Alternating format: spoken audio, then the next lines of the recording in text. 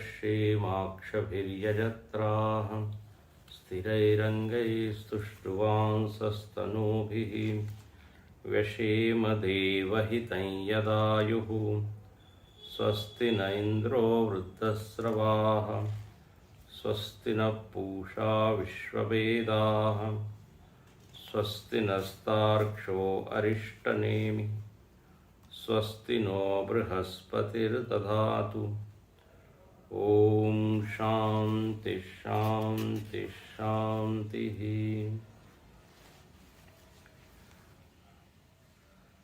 पंचपादं पितरं द्वादशाकृतिं दिव आहुः परे अर्धे पुरीषिणम् अथे मे अन्य उपरे विचक्षणं सप्तचक्रे षडर आहुरर्पितमिति। मासो वै प्रजापतिः तस्य कृष्णपक्ष एव रयिः शुक्लप्राणं तस्मादेतर्षयः शुक्ल इष्टं कुर्वन्ति इतर इतरस्मिन्। मासो वै प्रजापतिः तस्य कृष्णपक्ष एव रयिः शुक्लप्राणः तस्मादेतऋषयः शुक्ल इष्टं कुर्वन्तीतर इतरस्मिन्। हम लोग देख रहे हैं श्रुति माता जिस तरह से वर्णन कर रही है विषय का, उससे ये स्पष्ट हो रहा है कि श्रुति की इच्छा है कि हम प्रजापति की भावना संपूर्ण जगत में करें। संपूर्ण जगत में दो पक्ष हैं, एक अन्नात्मक भोग्य जड़त्व पदार्थ जो भी कहना चाहें, और दूसरा है प्राण अत्ता भोक्ता। तो ये दोनों प्रजापति के ही रूप हैं। एक तो ये समझना है मिथुनात्मक है पूरा जगत। दूसरा यहाँ पर सृष्टि का वर्णन काल के संदर्भ में किया है, पदार्थ के संदर्भ में नहीं किया है। प्राय हम देखते हैं सृष्टि का वर्णन मतलब पंचमहाभूतों की उत्पत्ति, फिर पंचमहाभूतों से स्थूल शरीर, इंद्रियां, मन, प्राण, ये सब बना। लेकिन अभी तक यहाँ पर इस तरह से सृष्टि का वर्णन नहीं किया, बल्कि पुनः पुनः ये वर्णन किया कि प्रजापति ही काल के रूप में मानो कि अवतीर्ण हुआ है। संवत्सरो वै प्रजापति, संवत्सर में प्रजापति की भावना करिए। और उसके बाद संवत्सर में जो दो भाग हैं उसमें भी प्रजापति की भावना कीजिए। तो काल बता रहे हैं और काल के दो भाग, उत्तरायण दक्षिणायन। फिर कल हमने देखा कि इसी काल की एक काव्यात्मक प्रस्तुति श्रुति ने की। 6 ऋतुएं हैं, 7 दिन है, 12 उसके मानों की अवयव है। काल हर 2 महीने में अलग रूप लेके सामने आता है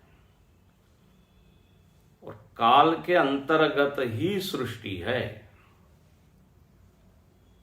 तो सृष्टि की अलग अलग छटाएं हमको दिखती है। वर्षा ऋतु में अलग, ग्रीष्म में अलग, हेमंत में अलग।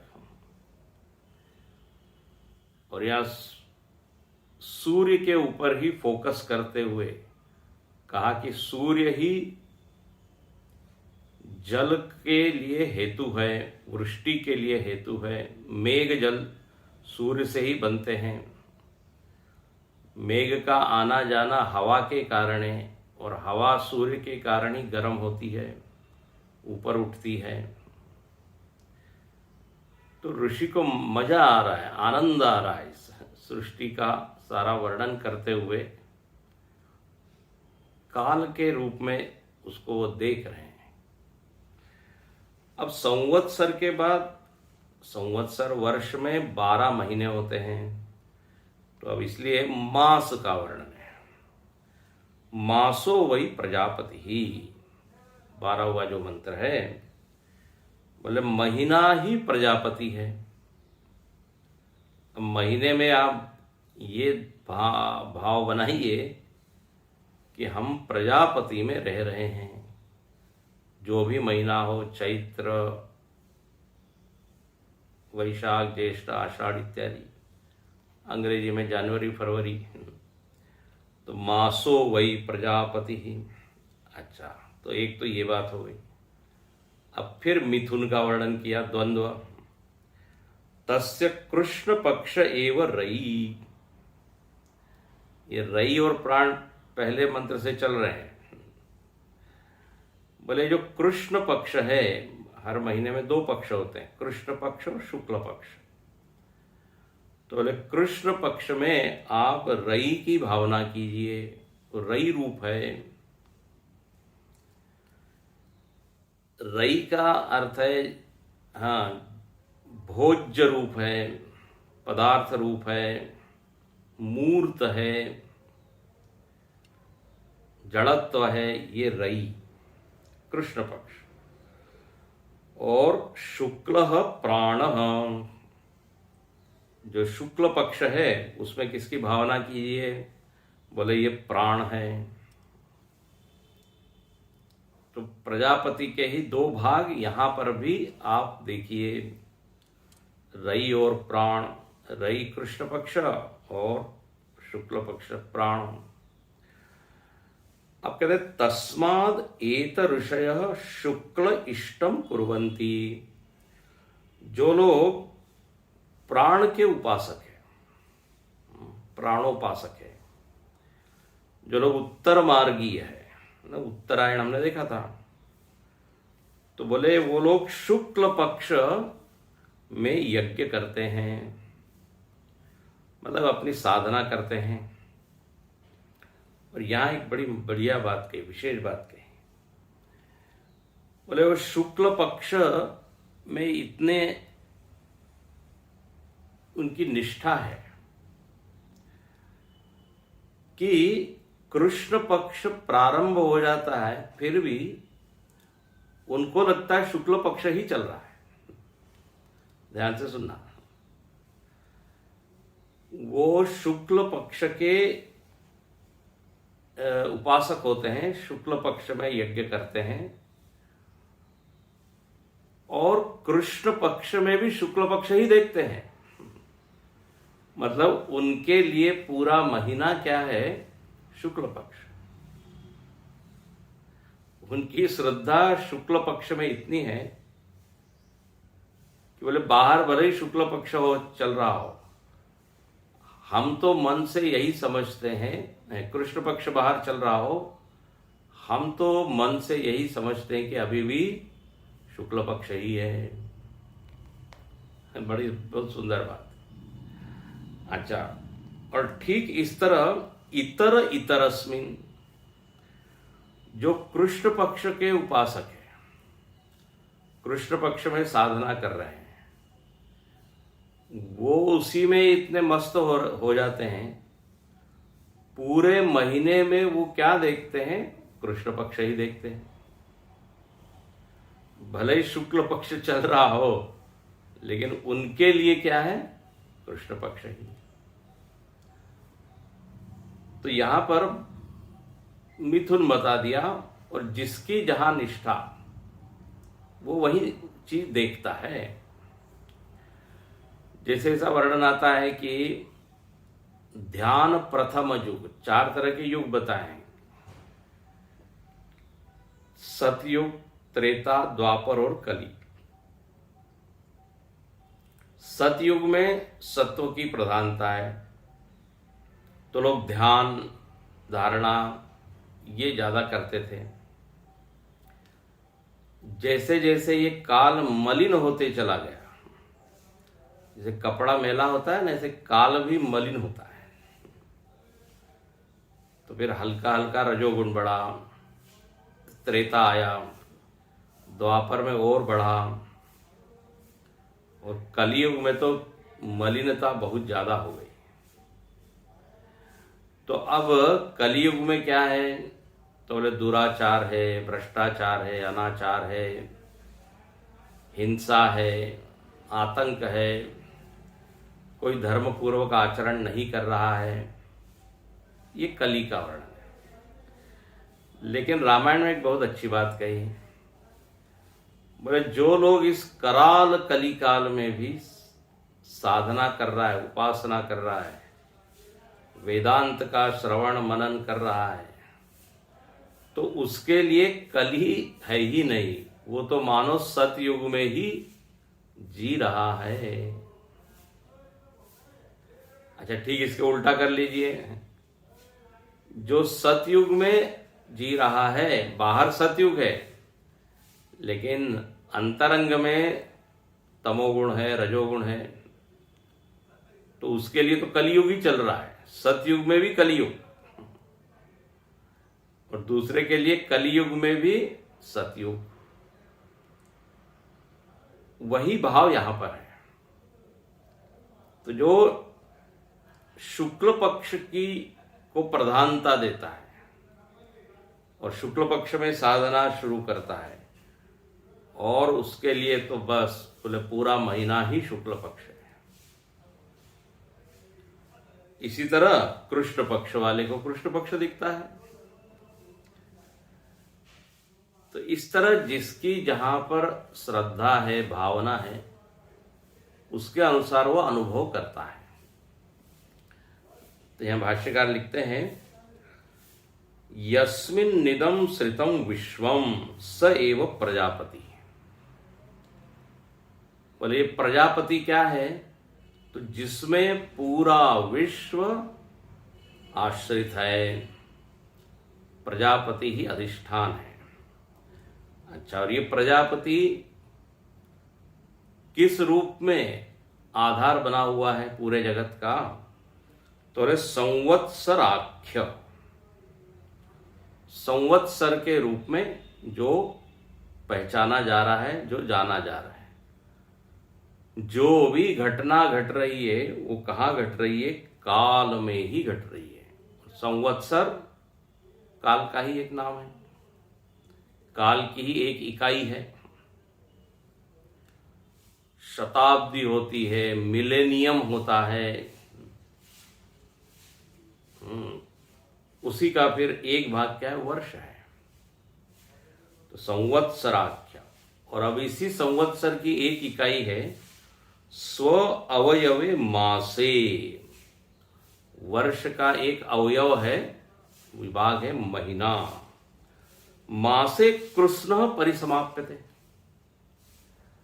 जो कुछ भी हो रहा है वो कहाँ हो रहा है, महीने में। सब कुछ महीने में समाप्त हो रहा है। महीने के घेरे में, महीना क्या है, एक बाउंड्री है, उसमें सारा जो जगत है वो चल रहा है। कोई घटना जनवरी में, तो कोई फरवरी में है, तो कोई मार्च में है। तो मास ने मानो कि एक घेरा डाला हुआ है, एक सीमा है। सारी सृष्टि कालांतर्गत है, तो महीने में परिसमाप्यते, सब कुछ महीने में ही हो रहा है। जैसे भागवत में आता है कि परीक्षित महाराज की मृत्यु 7वें दिन है। अब केवल परीक्षित महाराज की ही नहीं है, सबकी ही मृत्यु 7वें दिन है। 7 ही दिन होते हैं सप्ताह में, तो कोई भी मरेगा तो कब मरेगा, इन्हीं एक दिनों में से। तो सप्ताह है परिसमाप्य थे, सप्ताह में ही सब कुछ हो रहा है, ऐसा आप बोल सकते हैं। जितनी घटनाएं घटी है वो क्या सप्ताह में ही हुई है, या तो रविवार को हुआ, या सोमवार को, या मंगलवार को। ऐसे उसको थोड़ा और बढ़ा दें तो महीने में हुआ है। तो मासे, तो मास है संवत्सर का भाग। फिर कहते हैं अब इस महीने में ही आप क्या भावना कीजिए, प्रजापति, मासो वै प्रजापति यथोक्त लक्षण एवं। अब महीने में आप ये भाव कीजिए कि प्रजापति महीने के रूप में प्रकट हुआ है। और फिर प्रजापति का क्या लक्षण बताया? पहले श्लोक से प्रजापति का एक ही लक्षण है, मिथुनात्मक है, द्वंद्वात्मक है, पेयर के रूप में, जोड़ी के रूप में। तो यहां लिखते हैं तुरंत, प्रजापति यथोक्त लक्षण, जो पहले लक्षण बताया वो क्या है? लक्षण एवं मिथुनात्मक। तो अब चूंकि महीना भी प्रजापति का ही भाग है, तो तस्य मासात्मनः प्रजापते है, उसी मासात्मा रूप प्रजापति, मास की जो आत्मा है प्रजापति, प्रजापति मास के रूप में जो प्रकट हुआ है। तो बोले फिर यहां भी अब आप दो भाग बताइए। यदि महीने को प्रजापति कह रहे हैं तो प्रजापति मतलब रई और प्राण। तो बोले हाँ, यहां पर भी है ना, प्रजापते एको भाग कृष्ण पक्ष रई। जो कृष्ण पक्ष है वही रई है, और अन्नम धीरे से डाल दिया, अन्नम। रई मतलब अन्न, पदार्थ, जड़त्व, भोग्यत्व, ये पीछे आया था। तो पीछे का लेते हुए भाष्यकार बताते हैं, रई अन्नम चंद्रमा, है ना, रई मतलब चंद्रमा बताया। और अपरो भाग, जो दूसरा भाग है, शुक्ल पक्ष। तो शुक्ल ये श्रुति का शब्द है, भाष्यकार उसको लिखते हैं शुक्ल पक्ष। और शुक्ल पक्ष मतलब क्या? जहां प्राण की प्रधानता है, शुक्ल पक्ष में प्राण, ऊर्जा, प्रकाश।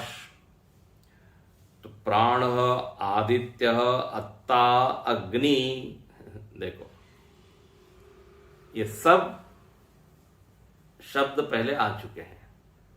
तो पीछे का लेते हुए, समेटते हुए भाष्यकार कहते हैं। तो शुक्ल पक्ष में इन सब की प्रधानता है। अच्छा, अब जो लोग प्राण की उपासना करने वाले कहते हैं उनको शुक्ल पक्ष ही दिखता है। सब दूर सुनिए, आदित्य, अत्ता, अग्नि, यस्मात् शुक्ल पक्षात्मानं प्राणम सर्वमेव पश्यन्ति। जिधर देखो उधर उनको लगता है प्राण ही प्राण है।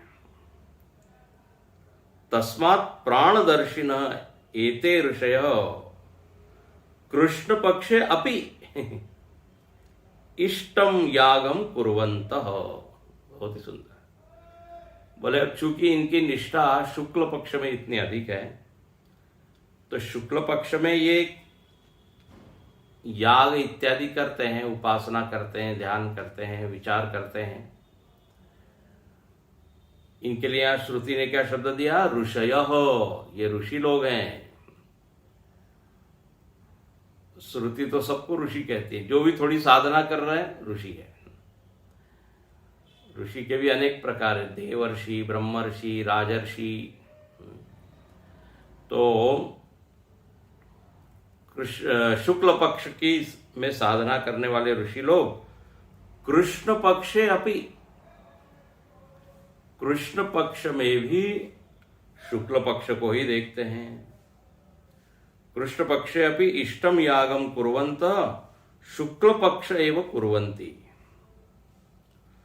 प्राण व्यतिरेकेण कृष्ण पक्ष तैर न दृश्यते। ये अरे वो शुक्ल पक्ष के अलावा कृष्ण पक्ष को देखते ही नहीं, प्राण को ही देखते हैं। प्राण के व्यतिरिक्त वो ये नहीं देखते कि अब ये रई शुरू हो गया है, कृष्ण पक्ष है, इसमें अन्न की प्रधानता है, भोग्य की प्रधानता है। बोले नहीं, वो अपनी बस उपासना करते रहते हैं। अब भक्ति के संदर्भ में आप इसको ऐसा समझ सकते हैं, जैसे जिसकी भगवान में पूरी निष्ठा हो गई, वो हर किसी में उसी को देखता है कि नहीं। सीय राम मैं सब जग जानी, करहु प्रणाम जोरि जुग पानी। संत में असंत में, सुर में असुर में, यक्ष किन्नर मनुष्य पशु पक्षी, सब में उसको वही दिखता है। तो आपका मन कहाँ लगा हुआ है? अब जो नियम आता है यथा दृष्टि तथा सृष्टि, लगभग ऐसा ही है। इनका मन प्राण की उपासना में लगा हुआ है, तो इनको प्राण ही प्राण सब दूर दिखते हैं।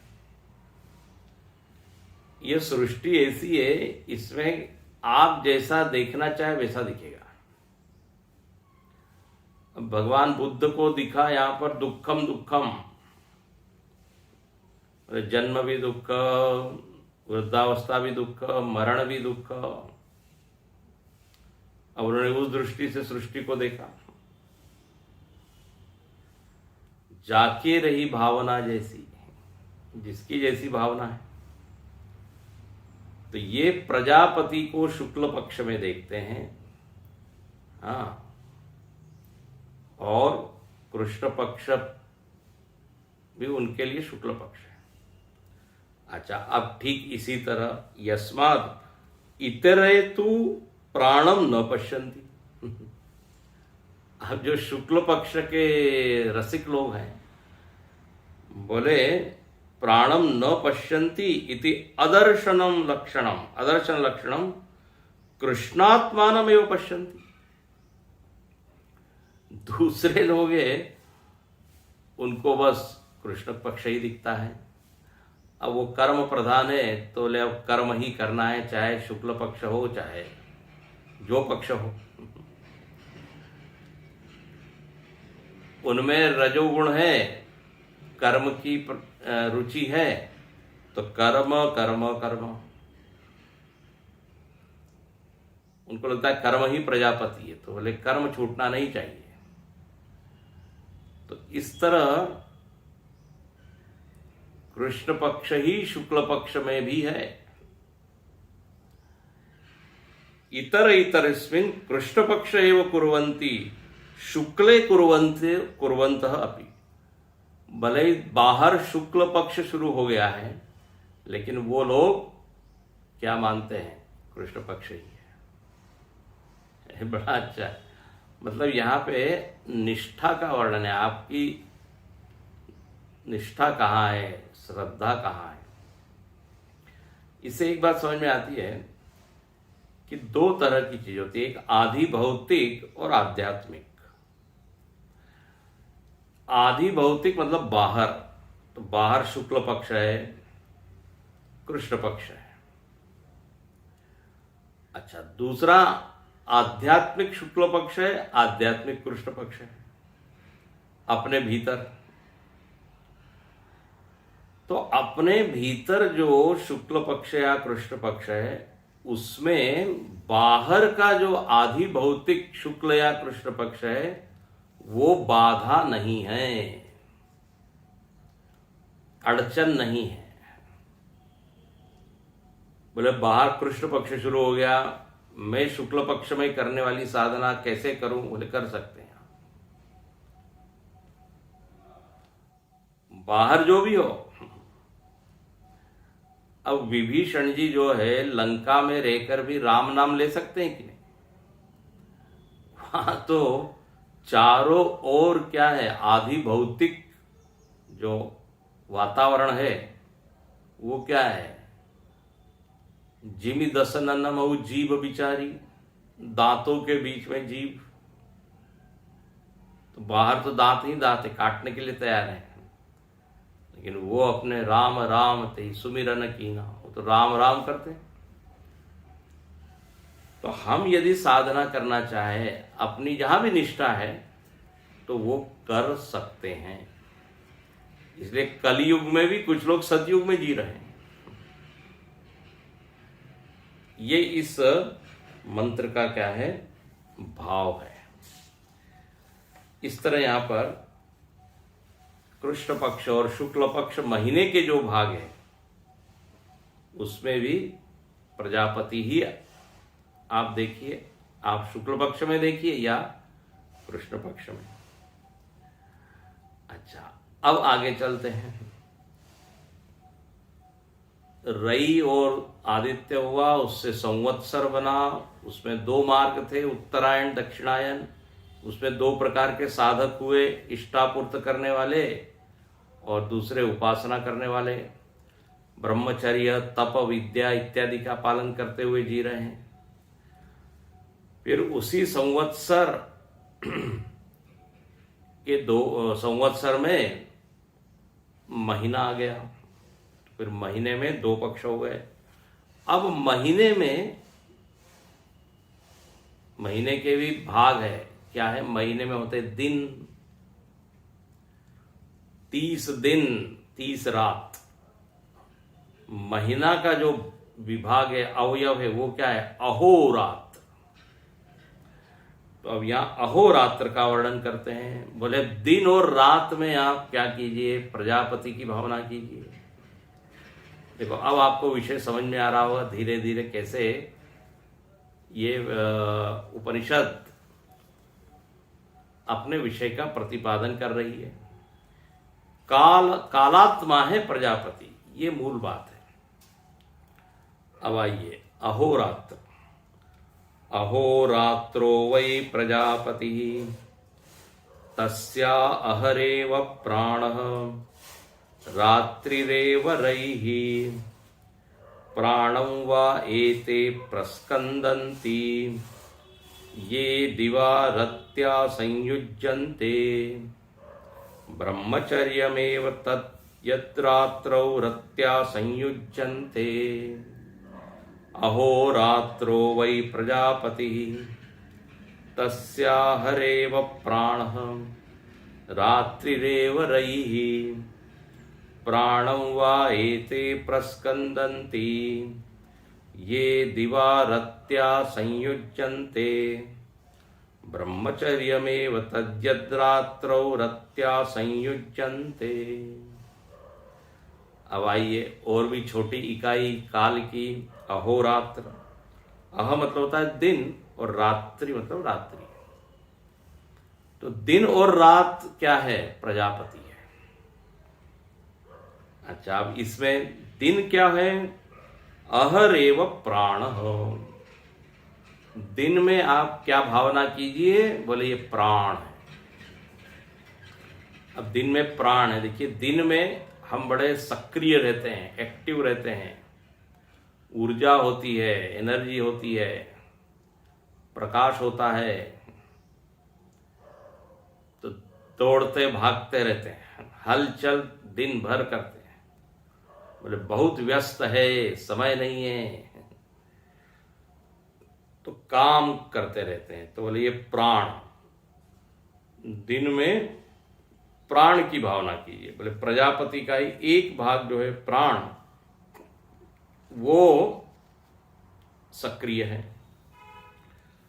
रात्रि रेव रई, रात्रि में रई की भावना कीजिए। रात्रि रई एव। रात्रि मतलब जड़ात्मक हो जाता है, व्यक्ति निष्क्रिय हो जाता है।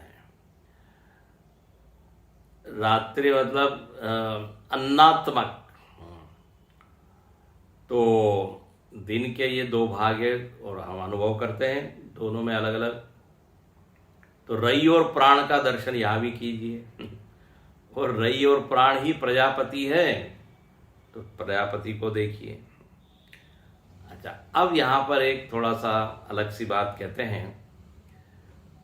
ये गृहस्थों के लिए आगे की 2 पंक्तियां हैं। कहते हैं प्राणम वा एते प्रस्कंदंती। बोले कुछ लोगों के प्राण जो है वो मानो कि प्राण का क्षरण होता है, प्राण निकल जाते हैं, प्राण का क्षय होता है। बोले किन लोगों का, किन गृहस्थों का? तो बोले ये दिवारत्या संयुज्यते, जो दिन में मैथुन आचरण करते हैं उनके लिए तो मानो प्राण क्या हो जाते हैं, प्राण की हानि करते हैं। दिवारत्या संयुज्यते।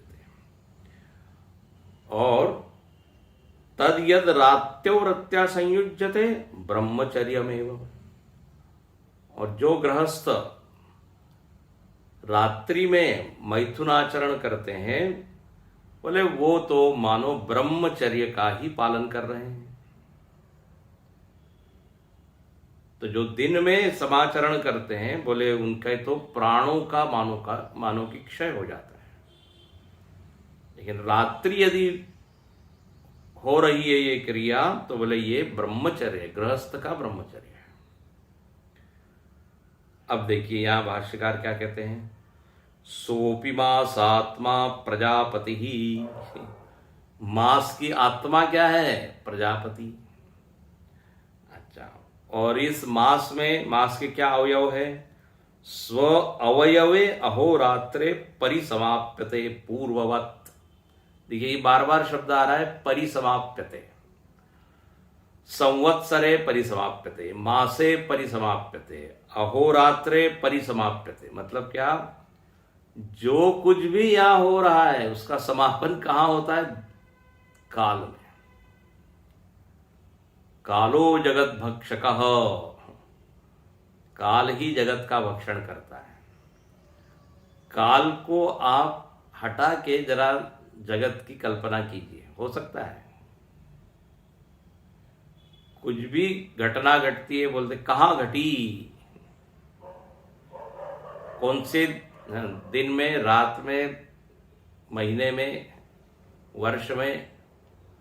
काल के बिना कोई वर्णन नहीं कर सकते। पूरा जो इतिहास है, इतिहास मतलब क्या है? काल में समाप्यते, परिसमाप्यते, काल में घटी हुई घटनाओं का संग्रह है। तो यहां पर लिखते हैं अहोरात्रे परिसमाप्यते, दिन और रात में सब कुछ होता है। अब यहां पे कहते हैं दिन और रात में किसकी भावना करें? तस्य अपि अहरेव प्राणः। ये दिन क्या है? प्राण है, अत्ता है, अग्नि है। दिन में ऊर्जा की प्रधानता है तो अत्ता, प्राण, इससे पीछे से जो चला आ रहा है। और रात्रि रेव रई पूर्ववत। रात्रि में क्या कीजिए भावना? बोले ये रई है, रई ही मानो रात्रि के रूप में प्रकट हुई है। अच्छा, अब यहां कहते हैं कि प्राणम अहरात्मानम, प्राण जो कि दिन का आत्मा है, प्राण जो कि दिन के रूप में अनुभव में आ रहा है, बोले उस प्राण की हानि हो जाती है। एते प्रस्कंदंती, प्रस्कंदंती शब्द आया है श्रुति का। निर्गमयंती, प्राण का मानो कि निर्गमन हो जाता है, प्राण निकल जाते हैं, प्राण का क्षरण हो जाता है, प्राण का शोषण हो जाता है। शोषयंती, वाह।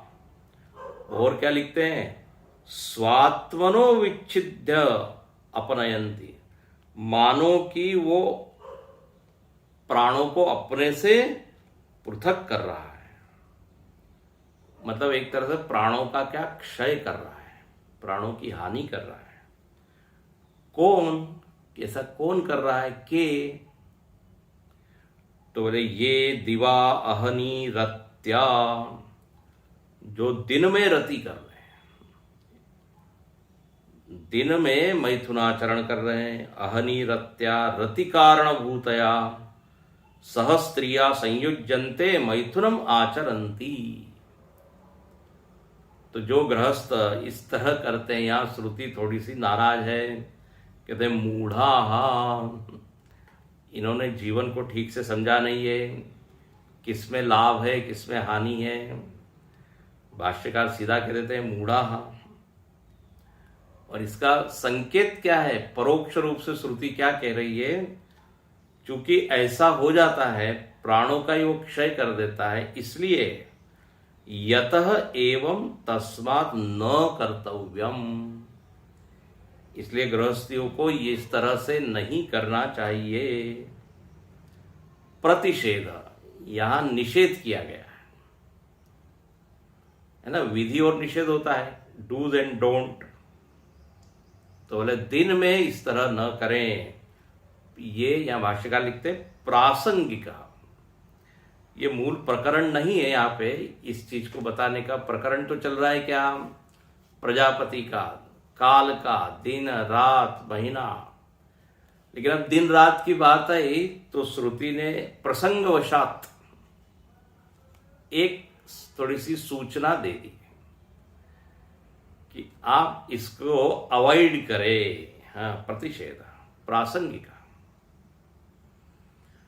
और कहते हैं दूसरा, यद रात्रौ संयुज्यन्ते, अगली पंक्ति आखिरी पंक्ति, यद रात्रौ संयुज्यन्ते, रत्या, जो रात्रि में संयुक्त होते हैं, रात्रि में समाचरण करते हैं।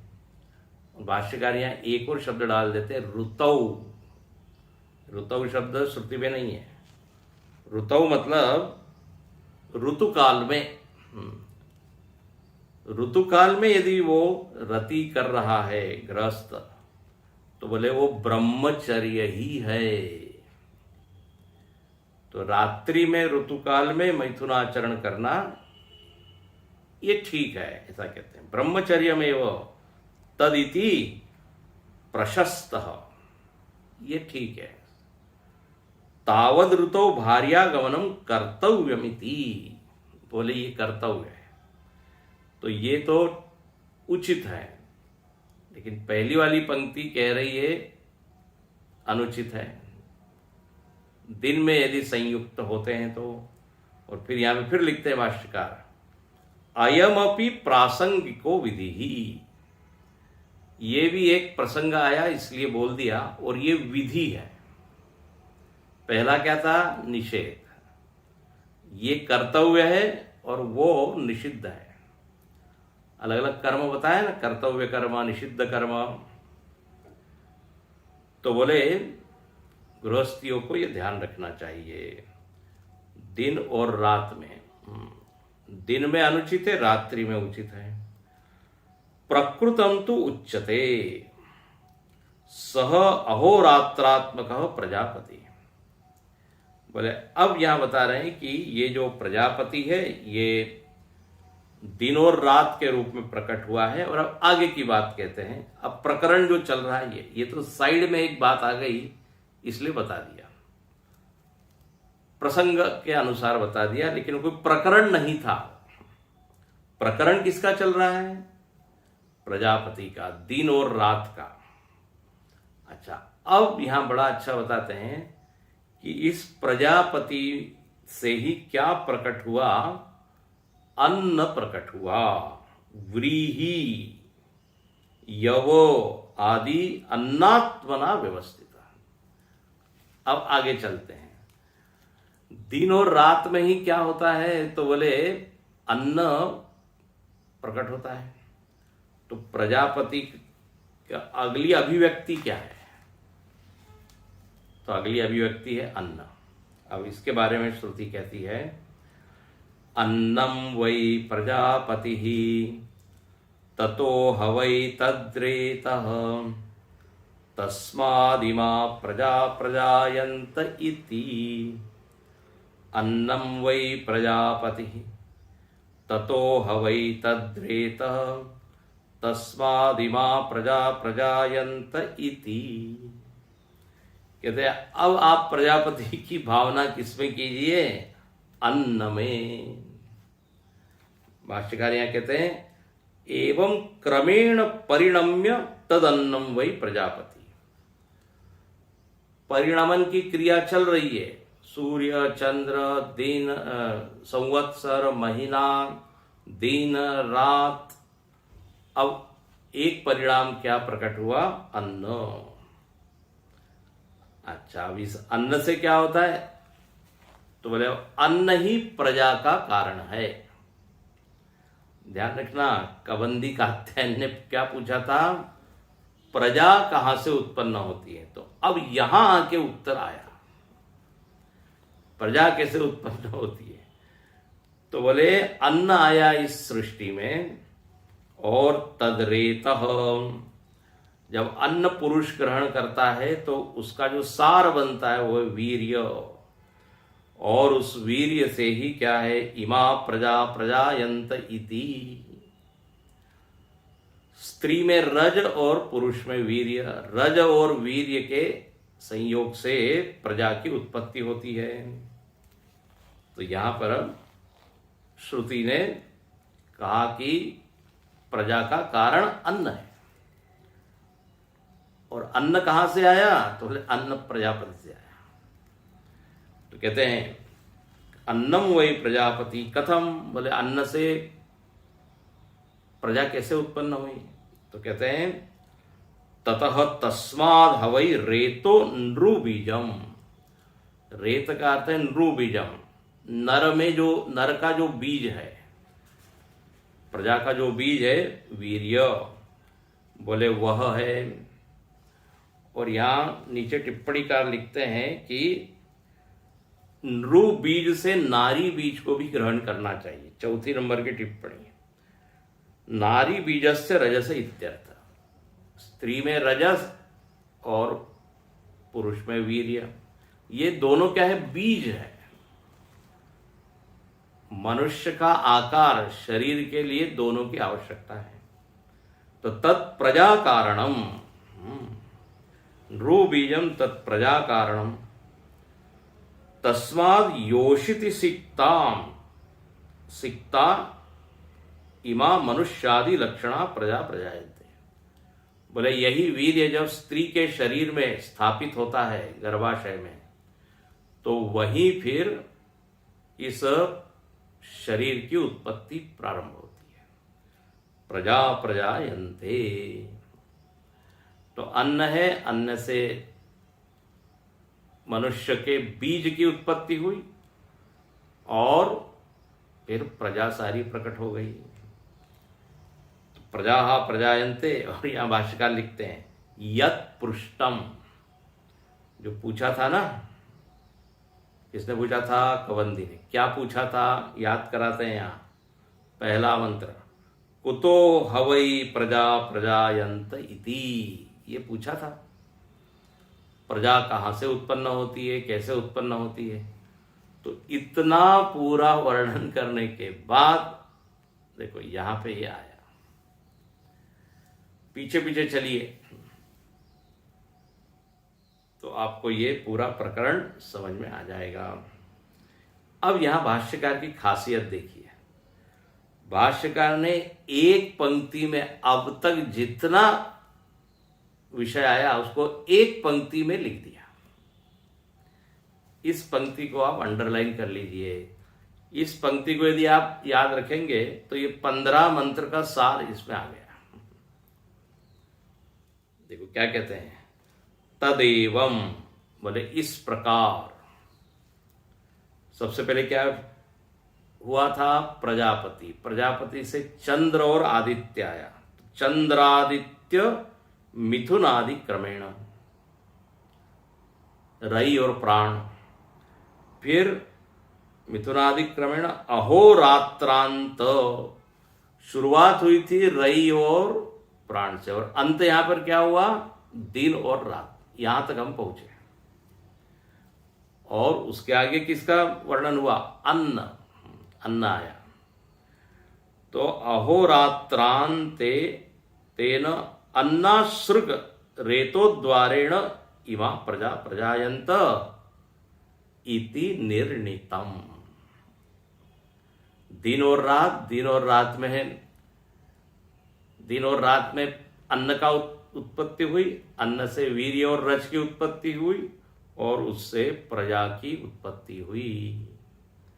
इस तरह से ये निर्णय निकला, इस तरह से ये उत्तर पूरा हुआ। तो पहला प्रश्न यहां पे हुआ।